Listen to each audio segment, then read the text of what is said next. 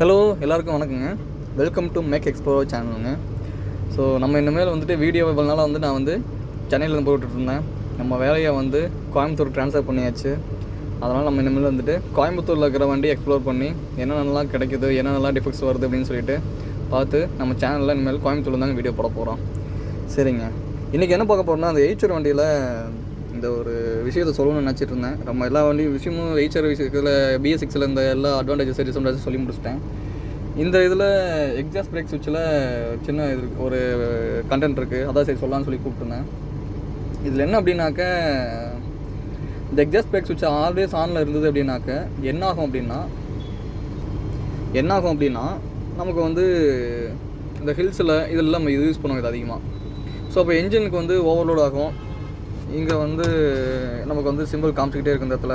அதாவது அந்த exhaust break சுவிட்ச் அந்த இது பார்த்தீங்கன்னா தெரியும் உங்களுக்கு. அது இந்த ரன்னிங் வண்டி வந்து மேபி ஹேண்ட் பிரேக் காமிக்கிறேன்னு தெரியல,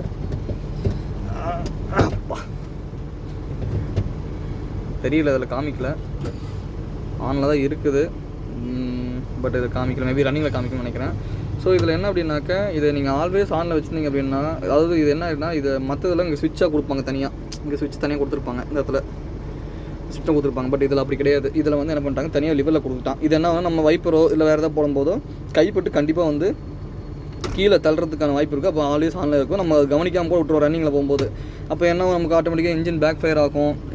பேக் ஃபயர் சென்ஸ் ப்ரெஷர் அதிகம், பேக் ப்ரெஷர் அதிகமாகும். ஃபயர் ஆகாது, பேக் ப்ரெஷர் அதிகமாகும், இன்ஜின் பேக் ப்ரெஷர் அதிகமாகும்.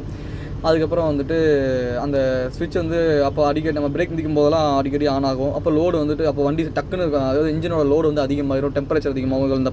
இந்த மாதிரி பிரச்சனைகள் நிறையா வரும். ஸோ பிரச்சனைகள் வரும். அது இல்லாமல் இது என்ன ஆகும்னா, அப்போ அந்த மாதிரி நம்ம பிரேக்கு இதெல்லாம் கொடுக்கும்போது என்ன ஆகும், வால்வ் அங்கே உள்ள கீழே வந்து எக்ஸாஸ்ட்டில் போகிற அந்த பட்டர்ஃப்ளை வால்வ் என்ன அது வந்துட்டு ஆக்டிவேட் ஆகும். அந்த சமயத்தில் நமக்கு வந்துட்டு கார்பன் வந்து உள்ளே அதிகமாக சேர்கிறதுக்கான வாய்ப்பு இருக்குது. அப்போ அந்த கார்பன் உள்ளே அதிகமாக சேர்ந்து அப்படின்னாக்க நமக்கு ரீஜெனரேஷன் ப்ராசஸும் அதிகமாகும். ரீஜெனரேஷன் ப்ராசஸ் அதிகமாகும் போது டெஃப் ஆயிலோட யூசேஜும் அதிகமாகுங்க. ஸோ இதெல்லாம் குறைக்கணும் அப்படின்னாக்க இந்த மாதிரி நிறைய பிரச்சனைகள் பின்னாடி பின்விளைவுகள் நிறைய இருக்குது. அதனால் இந்த சுவிட்சை எப்பயுமே வந்து ஆஃபில் வச்சுக்கோங்க, மறந்துடாதீங்க. இதை பார்த்துக்குங்க, அவ்வளோதாங்க. இந்த வீடியோ பிடிச்சிருக்கு அப்படின்னாக்க இந்த வீடியோக்கு லைக் பண்ணுங்கள். உங்களுக்கு என் சேனலில் போகிற வீடியோ பிடிச்சிருக்கு அப்படின்னாக்க கண்டிப்பாக என் சேனலுக்கு சப்போர்ட் பண்ணுற விதமாக வந்து சப்ஸ்கிரைப் பண்ணிவிட்டு என்னோடய சேனலை ஷேர் பண்ணுங்கள் உங்கள் ஃப்ரெண்ட்ஸுக்கு. மேலும் இந்த மாதிரி நல்ல வீடியோக்களை கண்டிப்பாக வந்துட்டு, அதாவது கமர்ஷியல் வெஹிக்கிள் பேஸ் பண்ண வீடியோலாம் வந்துட்டு நான் கண்டிப்பாக என்னுடைய சேனலில் வீடியோவாக பதிவிடுறேங்க. சரிங்க, ஓகேங்க. அடுத்த வீடியோவில் பார்க்கலாங்க. நன்றிங்க.